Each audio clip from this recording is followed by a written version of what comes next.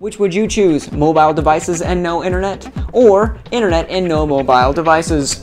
Comment below! Okay, so this is the video at the end of the week where I go over the tech news of the week! That's right, it's the tech news of the week. So let's go and dive in. Remember to thumb up, comment, and subscribe if you like my content in any way. So the first bit of news, Intel actually accidentally leaked their Ivy Bridge processors, their lineup. That's right, check out more information below. So yeah, I mean, they're saying that they could be pushed back as soon as June or as late as June, but I guess it was intended to be a spring launch. So yeah, more information will be in the description below. How would you like a projector phone? They're not really new, but I guess this one's grabbing some attention. The Samsung Galaxy Beam. You know, if you've never heard of them, basically you go ahead and press a button and whatever is on your screen, it shows up, you know, it projects out of the phone, out of the top, and now you can see everything and it's kind of crazy. What would you use that for? Would you use it? I mean, you can use it for movies when friends come over or something, but is that something you're interested in? Would you want to see that as a, you know, a fundamental feature in every smartphone? Okay, so a lot of people have been complaining, AT&T, you're throttling my data. What's going on? You promised me unlimited data. What's going on here? Well, AT&T actually announced, yep, if you go over 3 gigabytes, we're going to throttle your data. Just like that. You can't do anything about it. So, sorry AT&T users. I'm afraid you're going to be throttled without any say-so if you go over 3 gigs. So if you want to read more about that, and if you're an AT&T unlimited user and you're grandfathered, click the link in the description because that may pertain to you. You may be interested in some of that information. Are you an exploit master? Can you exploit Chrome? That's right, Google Chrome. You can actually get paid in upwards of $60,000 if you find an exploit, a major exploit for Chrome. That's right, Google is paying people to find exploits now. It's crazy. What they're doing is they have like $1 million that they're putting aside, and until they reach that $1 million cap, they'll keep paying people for finding exploits and stuff. Remember, these have to be major things. So click the link in the description if you think you're amazing at doing stuff like that, and if you want to get paid a ton of money for finding something crazy. So again, click the link in the description. Remember that tablet I was talking about that Google might be working on? Well, supposedly it could be announced as soon as April, if it's true. So, let's see what Google's up to, yeah? Refresh. What? No, nobody tweeted me? Forever alone. No, really. Do you use Twitter on your mobile phone? Whether you're on Android or on iPhone, what do you use? Do you use the original Twitter application? Me personally, I like the original Twitter application better than all the other ones, such as Tweetbot and stuff. I have Tweetbot, I just don't use it. I like the original Twitter application. I know, call me crazy, right? Well, I don't know, now they're going to start like slipping in promoted tweets into the mobile stuff, into the mobile apps, to where now in your timeline, if they're relevant and you're following this brand, or if they're relevant to the people you're following, there's going to be like a promoted tweet in your timeline. So that's what Twitter's doing. Hopefully they're like, oh, we got to make money, blah, blah, blah. Promoted tweets are not new and they've been out for a while, but just to know that they're going to be in my timeline on my mobile phone now, I'm hoping that they won't get too distracting, because that would kind of suck. Okay, so there are like 4 things I want to talk about with the iPad. First of all, Photoshop for the iPad was announced. It was like leaked last Friday or something, and then Monday it actually came out, and it's $10, and apparently it's really cool, but I can't use it because I have an iPad 1 and it only runs on iPad 2. It's $10. Go get it if you want it, if you use Photoshop a lot, and if you edit a lot of images. Now, the second thing I want to talk about is the iPad 3. The invitations were sent out to like big blog sites and stuff, and the image that was attached to the invitation actually showed a high-res iPad. So we're going to have a pretty big, a pretty nice display running on the next iPad, which should be pretty awesome.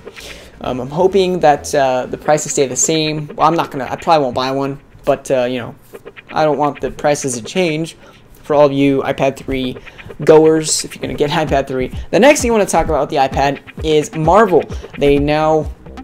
They released like 80 comics onto the iBookstore, which is really cool. But do not buy comics in the iBookstore. Trust me. I tried it out. It was kind of weird. I checked out like a sample comic, and it just was weird. If you guys want a comic book application for the iPad, check out, what is it called? Comixology. Totally awesome. I recently got The Walking Dead Volume 1 on it, and it is freaking sweet. So Comixology is the comic book application you want. I'm more than sure all the Marvel comics that they added to the iBookstore is on Comixology. Comixology has like this huge selection, so whatever. Wow, that turned into an advertisement, didn't it? Okay, the next thing I want to talk about with the iPad is check out this video. It's actually really cool. It's like an iPad, future iPad concept. It's not gonna happen. It's just what some fans of the iPad put together, and it looks really awesome. I want you to check that video out for like, hey, you know, this is the future. What if this happened? And blah blah blah. Remember I talked about Yelp entering the stock market? Well, today, or really yesterday, because you're what, I don't know, yesterday, Friday, March 2nd, Yelp entered the stock market, and its initial public offering took place, and it raised over $107.25 million in gross proceeds, which is awesome. Good job, Yelp. You guys made it. You're there. I wish you all the luck for the future. I wish you all the best for the future. Words got mumbled there for a moment, but there you go. So, should you get a smartphone or should you buy a tablet? Which one is best for you? Can't decide? Maybe you should get a phablet. That's right. Check out a phone such as the Galaxy Note and see if that's what you want. Okay, because it's like this huge freaking phone that is pretty much a tablet. You know, you get a stylus and everything. So, a phablet. Phone or tablet, combine them, you get a phablet. Is that something you'd want to see in the future? Really huge, clunky phones that have high, you know, big screens? Is that what you want? Is that what you want? A phablet? Let me know in the comments. Okay, so Google Plus is going for 100 million users. Holy snap, that's a lot of users, right? I mean, they're totally doing good, right? They're successful, right? Google Plus will beat Facebook, right? I don't know. Not after this recent study. This recent study said that in January, the average user spent only 3 minutes on the site. Yeah, users are only spending 3 minutes on the site throughout the whole month of January. That's nothing, guys. That's like you register and you're clicking around. Oh, this is cool. Oh man, this is confusing. I don't get it. All my friends are on Facebook. I'm gonna get off. And they get off, and that's it. That's like 3 minutes right there, you know what I mean? As compared to Facebook, the average user spends 7 hours in a month on the website. So is Google Plus really that successful compared to, you know, really it depends on how much time they spend on the site, not really the user count. So I don't know, am I looking at this wrong? What do you think? So what if I said you can buy a computer for $25? Would that attract your attention? Well, don't get too excited yet. This is a computer the size of about a credit card, and it runs Linux, and it's not powerful, it's not crazy like, wow, this is amazing. This is not something that's like everybody's gonna start using soon. This is actually a Linux-based computer that has all the ports you need, and it hooks up through like a phone charger, like seriously, for the power. And yes, you can actually have a Linux-based computer running, you know, the operating system Linux, running on your monitor. You hook up your monitor to this through HDMI to this little thing. And yeah, basically the people making it say, you know, we're gearing this towards children, and we want them to start programming at a young age so they can get that experience and take off from there. So there you go. Pretty cool. A credit card sized computer. That's awesome. Oh, the day has come. We all knew it was coming, and I warned you about it a long time ago in a news video. Netflix's deal with Starz is over. That's right, that means just about 1,000 movies are now gone from Netflix, including Tron, Toy Story 3, Billy Madison.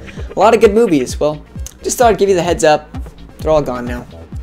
Okay, so the last thing I want to talk about pertains to you PlayStation 3 users out there, people who play PlayStation 3. Are you a fan of FPS, first-person shooters? Do you like online multiplayer?